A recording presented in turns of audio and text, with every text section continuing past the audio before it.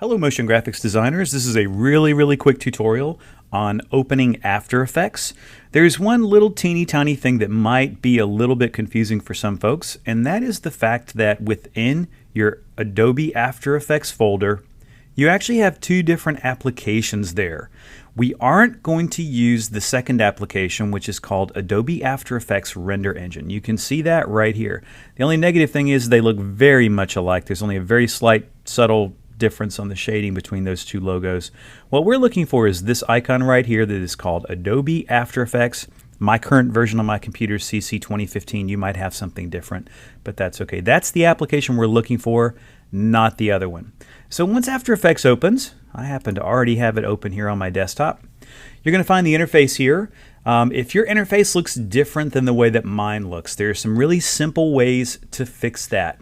If you go under the Window pull-down menu up at the top, your very first option right there is called Workspace. The workspace that I'm going to use as I do tutorials and lead you guys through this process is going to be standard.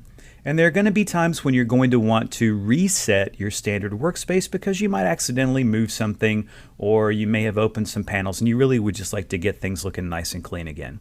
So if you drop down here to the bottom of the list, you'll find an item right there called Reset Standard. If we just click that, we'll have to confirm that yes, that is in fact what we want to do, and it will reset my entire workspace.